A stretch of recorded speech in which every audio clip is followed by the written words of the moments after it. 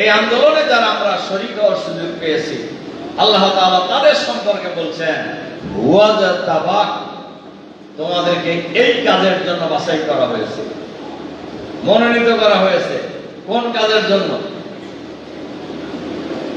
কোন কাজের জন্য? একামতে দ্বীনের কাজের জন্য, আল্লাহর দ্বীন কায়েমের লড়াই করার জন্য আমাদেরকে বাছাই করা হয়েছে। কে বাছাই করেছেন?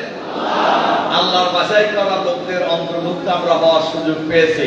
এক্ষেত্রে আমরা খুশি না বেদা? আল্লাহ আমাদেরকে এই কাজের জন্য বাছাই করেছে।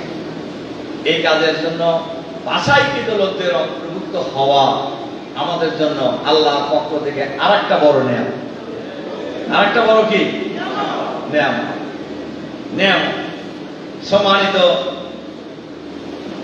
কর্মী ভাই এবং বন্ধুগণ, জামাত আমাদের প্রিয় জন্মভূমি ৫৬,০০০ বর্গ মাইলের এই বাংলাদেশে এমন একটি সমাজ ব্যবস্থা গড়ে তুলতে চায়, যে সমাজ ব্যবস্থায় শেষের দিকে বলবো ইনশাআল্লাহ জামাত আল্লাহর আইন এবং সত্যের শাসন কায়েমের এই স্লোগান নিয়ে করেছিল। জামাতের নেতৃবৃন্দকে হত্যা করে জামাতের কাজ তারা নিশ্চিহ্ন করে দেবে। তাকে পেরেছে? তা পারছে?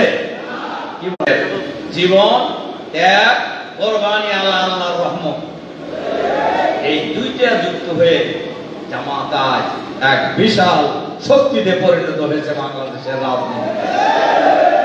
আলহামদুলিল্লাহ, আলহামদুলিল্লাহ। সম্মানিত ভাই এবং বন্ধুগণ, গত ফ্যাসিবাদী সরকারের বিরুদ্ধে আমরা সবাই মিলে, রাজনৈতিক দল বিশেষ করে বিরোধী দল সমূহ, আমরা এবারে জুলাই বিপ্লব যেটা হয়েছে, এই জুলাই বিপ্লব, এই আন্দোলন শুরু করেছিলেন আমাদের কমলমতি ছাত্ররা। ওটা সংস্কারের দাবি, ২০০০-এরও প্রায় ২০০০ মানুষ এই আন্দোলনে শহীদ হয়েছে। লক্ষ লক্ষ মানুষ রক্ত দিয়েছে। ৫০০-এরও অধিক মানুষ চোখ হারিয়েছে। ১৫০-এরও অধিক মানুষ যাদের ঘাড়ের স্পাইনাল কর্ড করে গুলি লেগে ছিন্নভিন্ন হয়ে গেছে, তারা চিরদিনের জন্য পঙ্গু। আমরা নতুন বাংলাদেশ, ফ্যাসিবাদ মুক্ত নতুন বাংলাদেশ আমরা পেয়েছি। আমরা শুরু থেকেই বলে এসেছি,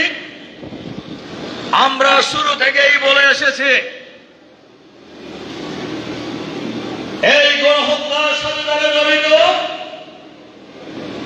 এই গণহত্যাকারীদেরকে বিচার দৃশ্যমান করতে হবে। আপনারা জানেন, এই গণহত্যার ব্যাপারে জাতিসংঘ তদন্ত প্রতিবেদন পাঠিয়েছেন বাংলাদেশ সরকারের কাছে। সেই প্রতিবেদনে শেখ হাসিনা, আওয়ামী লীগের ঊর্ধ্বতন নেতৃবৃন্দ এবং প্রশাসনের উচ্চ পর্যায়ের কর্মকর্তারা এই গণহত্যার সাথে জড়িত। কাজে আমরা আগেও বলেছি, আমরা এটা বলতেই থাকবো, এই বিচার শেষ করতে হবে।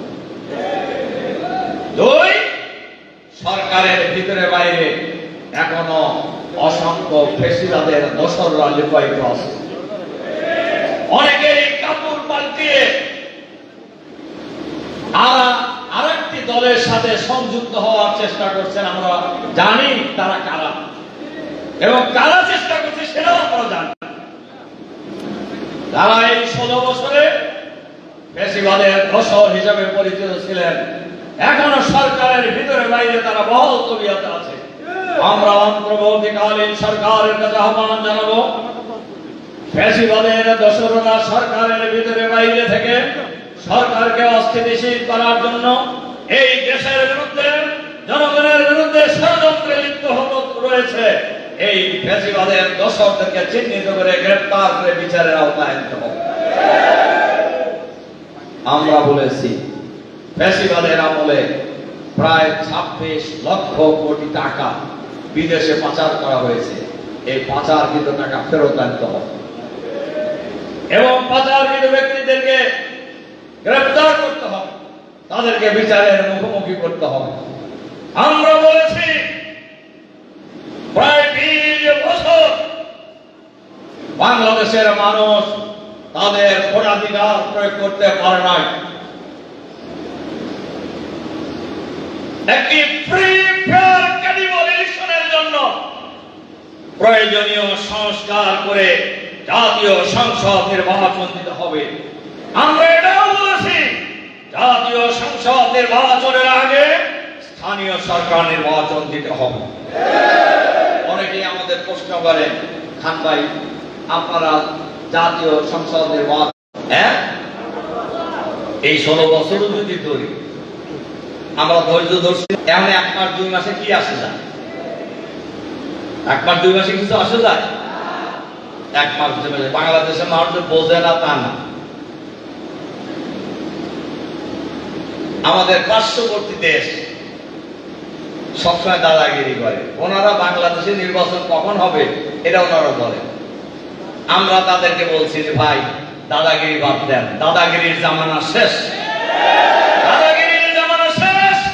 এই বাংলাদেশের মানুষ ভারতীয় আধিপত্যবাদ আর মেনে নেবে না ইনশাআল্লাহ। এই বাংলাদেশের মানুষকে আর দাদাগিরি করার কোনো অধিকার, কোন শক্তিকে আমরা দিব না বাংলাদেশে আগামী দিনে ইনশাআল্লাহ। কাজে জুলাই বিপ্লবের পর কোন কোন দল মনে করছে আওয়ামী লীগ চলে গেছে, দেশের মালিকানা এখন আমাদের। আমরা বলি এই দেশ কারো বাবার দেশ না, এই দেশ কোনো পরিবারের দেশ নয়, এই দেশ বাংলাদেশের 18 কোটি মানুষের দেশ। এই দেশ কিভাবে পরিচালিত হবে এটা নির্ধারণ করবে বাংলাদেশের 18 কোটি মানুষ ইনশাআল্লাহ। কাজে আগামী দিনে জনগণ যাকে ভোট দেবে, জনগণ যাদেরকে রাষ্ট্র পরিচালনার দায়িত্ব দেবে, তারা দেশ পরিচালনা করবে ইনশাআল্লাহ। ইনশাআল্লাহ জামাতকে যদি মানুষ ভোট দেয়, জামাত চালাবে, অন্যদেরকে যদি দেয় অন্যরা চালাবে, এবার আমাদের কোনো আপত্তি নেই। কিন্তু ভোট ছাড়াই মালিকানা দাবি করা, এইটাই দেশের জনগণ মানে না। ভাব এরকম না, ভাব এরকম কি না বলেন? মনে হয় যে সব হয়ে গেছে। বিষয় অত সহজ না, বিষয়টা অত সহজ, এত সহজ না। সম্মানিত ভাই এবং বন্ধুগণ, আমরা নির্বাচন চাই এবং নির্বাচন খালি যেন যেন প্রকারে নির্বাচন করে কোন দলকে ক্ষমতায় বসানো, এই ষড়যন্ত্র বাংলাদেশের মানুষ মেনে নেবে না। নির্বাচনের জন্য আমরা সরকারকে বলেছি, আমরা যে ঐক্যমত কমিশনের ডায়লগও বলেছি, বাংলাদেশের নির্বাচনের জন্য যতগুলি শর্ত আছে, অন্যতম শর্ত হলো লেভেল প্লেইং ফিল্ড তৈরি করতে হবে। আমাদের নেতা আব্দুল্লাহ মোহাম্মদ তাহের ভাই পরশুদিন আমাদের ঐক্যমত কমিশনের মিটিং থেকে বের হয়ে বলছেন, আমাদের দেশের স্বরাষ্ট্র উপদেষ্টা সাহেব উনি বলছেন লেভেল প্লেইং ফিল্ড তৈরি হয়ে গেছে, আমরা নির্বাচনের জন্য প্রস্তুত। তো উনি বলছে ভাই আপনি একটা ভবনের তালা খুলতে পারতেছেন না, আর আপনি এটা বুঝছেন নাকি যে একটা ভবনের তালা খুলতে পারতেছেন? যে বোঝে নাই ওরা, লোকবন্ধুর লোক থাকে ঢাকার সাথে, কিন্তু এত বেখবর। আচ্ছা, তুমি বলছেন যে একটা ভবনের তালা আপনি খুলতে পারতেছেন না, আর আপনি 300 আসনের নির্বাচনের জন্য প্রস্তুত। আমরা সরকারকে বলবো লেভেল প্লেইং ফিল্ড তৈরি করতে হবে, সঠিক ভোটাধিকার প্রয়োগ করতে হবে, জনগণের ভোট দেওয়ার অধিকার নিশ্চিত করতে হবে। ভোটই যদি মানুষ দিতে না পারে, তাহলে আমরা ফ্যাসিবাদের বিরুদ্ধে আমরা লড়াই করলাম কেন? চাঁদাবাজি যদি বন্ধ না হয়, তাহলে আমরা ফ্যাসিবাদ আওয়ামী লীগের বিরুদ্ধে লড়াই করলাম কেন? সন্ত্রাসী যদি বন্ধ না হয়, খুনাখুনি যদি বন্ধ না হয়, তাহলে আমরা ফ্যাসিবাদের বিরুদ্ধে জীবন দিলাম কেন? এই প্রশ্ন জনগণ করতে পারে না? বলেন রাজনীতিবিদদের করতে পারে কিনা? বাংলাদেশের মানুষ কিন্তু আগের মতো ওই জায়গায় নাই। কারণ মানুষ যথেষ্ট চালাক, যথেষ্ট বোঝে, বোঝে কিনা? হ্যাঁ, না বুঝলে জামাতের প্রতি মানুষের ভাবে যুক্ত, হ্যাঁ বলেন যুক্ত কিনা? যুক্ত। মানুষ এখন বোঝা শিখছে যে কারা চাঁদাবাজি করে আর কারা চাঁদাবাজি করে না, কারা দুর্নীতি করে কারা দুর্নীতি। আমাদেরকে অনেকেই বলে, কেউ কেউ বলে, আমাদের সরাসরি কয় না, ওই যারা দুর্নীতি মুক্ত চাঁদাবাজ মুক্ত কথা কয় না, আমাদের বক্তৃতায় কইয়ে দেয়, কয় যে জামাত তো ক্ষমতায় যায় না, এই ক্ষমতায় গেলে কিরকম দুর্নীতি মুক্ত থাকে। আমি তাদের দুইটা কথা বলি। এক নাম্বার কথা বলি, গত 4 দলীয় জোট সরকারে আমাদের 2 জন মন্ত্রী ছিলেন, আমাদের আমির এবং সেক্রেটারি জেনারেল, যাদেরকে শহীদ করা হয়েছে। মঈনুদ্দিন ফখরুদ্দিনের 2 বছর আর হাসিনার 16 বছর। কয় বছর? প্রায় 18 বছর। মাইক্রোস্কোপ দিয়ে এই 2 মন্ত্রীর 3টা মন্ত্রণালয় খোলা হয়েছে, 1 টাকা দুর্নীতি বের করতে তারা পারে। তাহলে বোঝা গেল মন্ত্রী হইলে জামাতের লোকেরা দুর্নীতি মুক্ত থাকতে পারে। 5ই আগস্টের পর জামাত শিবিরের লোকেরা চাইলে চাঁদাবাজি কিছু করতে পারতো কিনা? বলেন পারতো কিনা? টেন্ডার 2 সেন্টার ধরতে পারতো কিনা? কিন্তু করছে। তাহলে বোঝা যায় ক্ষমতা আসলে এরা চাঁদাবাজ মুক্ত থাকবে ইনশাআল্লাহ। আমাদের দলে আমার পুরো প্রকাশ, আমি তো লক্ষ লক্ষ লোকের মিটিংও বলি, আমাদের দলে কোনো দুর্নীতিবাজ নেই, আমাদের দলে কোনো চাঁদাবাজ নেই। এই কথার ঘটনা বাংলাদেশে জামাত ইসলামী ছাড়া আর কারা দিতে পারে? বলেন দেখি কারা? কারা বলতে পারে আমরা ক্ষমতায় যাব, আমাদের দলে দুর্নীতিবাজ নাই, আমরা ক্ষমতায় যেতে চাই, আমাদের দলে কোনো চাঁদাবাজ নাই? বলেন কোন দল বলতে পারবে? পারবে? কেন পারবে না? আমরা পারি, আমরা পারি, আমরা পারি, পারবো ইনশাআল্লাহ, ইনশাআল্লাহ, ইনশাআল্লাহ, ইনশাআল্লাহ। বাংলাদেশের গ্রামে গঞ্জের মানুষ যে জামাতমুখী হয়ে যাচ্ছে, এজন্য অনেক কারোর মধ্যেই কিন্তু মানে গাল থামা শুরু হয়ে গেছে, এবং তখন তারা নানান কথা বলে একটু হুমকির সুরে কথা কয় না। আমরা বলছি যে ভাই, জামাত ইসলামীকে হাসিনার মতো ফেসিবাদ হুমকি দিয়া জামাতকে দমন করতে পারে নাই, আর আমরা তো সবাইকে চিনি, কার কি আছে মাল জানি না। জামাত ইসলামীকে চক্ষু রাঙ্গায় কোনো লাভ হবে না। জামাত শিবিরের লোকেরা কোন মানুষের চক্ষু রাঙ্গানিকে আমরা পরোয়া করি না, আমরা পরোয়া করি একমাত্র একজনকে, তিনি হলেন মহান আল্লাহ তাআলা। আল্লাহকে আমরা ভয় পাই, আল্লাহকে ভয় পাই, পৃথিবীর কোন শক্তিকে আমরা ভয় পাই না। কে ঠিক আছে? হ্যাঁ, পান নাকি আপনারা? না। বাংলাদেশ জামাত ইসলামী আমাদের প্রিয় জন্মভূমি এই বাংলাদেশে একটি চাঁদাবাজ মুক্ত, সন্ত্রাস মুক্ত, নৈরাজ্য মুক্ত, দুর্নীতি মুক্ত, দখলবাজ মুক্ত, আধুনিক মানবিক বাংলাদেশ গড়ে তোলার জন্য লড়াই করছে। এজন্য আমি সম্মানিত কর্মী ভাইদের জন্য কয়েকটি কথা বলতে চাই। 1 নম্বর কথা হলো, এই দেশে সম্পদের কোনো অভাব নেই। সম্পদ অভাব হলো দুর্নীতিমুক্ত নেতৃত্বের অভাব। কাজে আমাদেরকে জিজ্ঞাসা করে, অনেকেই জিজ্ঞাসা, বিশেষ করে সাংবাদিকরা জিজ্ঞাসা করে যে খান ভাই, আপনাদেরকে যদি জনগণ রাষ্ট্র পরিচালনার দায়িত্ব দেয়, আপনারা 1 নম্বরে প্রায়োরিটি কি দেবেন? আমি বলি, জামাতকে যদি আল্লাহ তাআলা এই দেশের জনগণ রাষ্ট্র পরিচালনার দায়িত্ব দেয়, তাহলে 1 নম্বরে আমরা করাপশন ফ্রি বাংলাদেশ, দুর্নীতি মুক্ত বাংলাদেশ করবো আমরা ইনশাআল্লাহ। বাংলাদেশকে যদি দুর্নীতি মুক্ত করা যায়, আগামী 5 বছরের ব্যবধানে বাংলাদেশ বিশ্বের দরবারে মাথা উঁচু করে দাঁড়াবে ইনশাআল্লাহ। এরপরে বাংলাদেশ চান না আপনারা? আমি সাংবাদিকদেরও জিজ্ঞাসা করি যে ভাই এরকম একটা দেশ হোক, আপনারা চান না? হ্যাঁ চাই, সবাই চাই, সবাই চায়।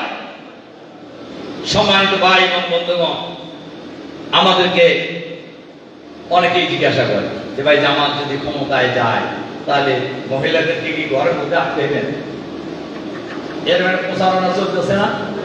বলেন চলতেছে কিনা? আমরা বলছি যে জামাতকে যদি আল্লাহ তাআলা রাষ্ট্র পরিচালনার দায়িত্ব দেন জনগণের সহযোগিতা, তাহলে মহিলারা সবচেয়ে ভালো থাকে। মহিলারা মায়ের জাতির মর্যাদা সবার উপরে। আমরা রাষ্ট্র পরিচালনার দায়িত্ব পেলে মহিলাদের জন্য স্কুল থাকবে, কলেজ থাকবে, বিশ্ববিদ্যালয় থাকবে, বিসিএস পরীক্ষা হবে, আর্মি অফিসার হবে, পুলিশ অফিসার হবে, ব্যাংকের ম্যানেজার হবে মহিলা, ইনশাআল্লাহ। ব্যাংকের ম্যানেজার যদি মহিলা হয় আর সেই ব্যাংকে যদি মহিলাদের জন্য নির্ধারণ করে দেওয়া হয়, মহিলারা খুশি হবে না বেজার হবে? তাহলে কোনো মহিলাকে পুরুষের সাথে লাইনে ধাক্কাধাক্কি করে টাকা নিতে হবে। মহিলাদের জন্য আলাদা স্কুল, কলেজ, বিশ্ববিদ্যালয় করে দেওয়া যায়, মহিলারা ভালো থাকবে না খারাপ থাকবে? আমি তো অনেক জায়গায় বলছি একজনের মেয়ে আর একজনের ছেলে বাগায় নিয়ে যাওয়া সুযোগ থাকবে, মহিলারা খুশি হবে না বেজার হবে? বেশিরভাগ মহিলা খুশি। আমাদেরকে বলেন অনেকে যে জামাত যদি রাষ্ট্র পরিচালনার দায়িত্ব পায় আপনারা অমুসলিমদের কি করবেন? এরকম আবার আমাদের যারা বিরোধী তারা তাকায় বিষয় যে জামাত ক্ষমতায় আসলে একদম শেষ, এরকম দেখায়। আমার কথা কি বুঝতে পারছেন? বাংলাদেশের অমুসলিমরা কিন্তু আমার ধারণা এখন বুঝতেছে যে জামাত হলো তাদের সবচেয়ে নিরাপদ জায়গা। জামাত যদি রাষ্ট্র পরিচালনার দায়িত্ব পায় সবচেয়ে নিরাপদ এবং মর্যাদা নিয়ে বসবাস করবে হলো অমুসলিমরা। তার কারণ একজন নাগরিক হিসেবে যত নাগরিক অধিকার আছে একজন অমুসলিমকে ইসলাম তা দিয়েছে। জামাত রাষ্ট্র পরিচালনার দায়িত্ব পেলে পূর্ণ নাগরিক অধিকার তারা পাবে ইনশাআল্লাহ। একজন অমুসলিম তার যত ধর্মীয় অধিকার আছে জামাত রাষ্ট্র পরিচালনার দায়িত্ব পেলে একজন অমুসলিম তার সকল ধর্মীয় অধিকার পালন করার সুযোগ পাবে ইনশাআল্লাহ, ইনশাআল্লাহ, ইনশাআল্লাহ। আমাদের নেতা ডাক্তার শফিকুর রহমান বলেছেন বাংলাদেশে কোনো সংখ্যালঘু নেই, সংখ্যালঘুতে আমরা বিশ্বাস করি না। যারাই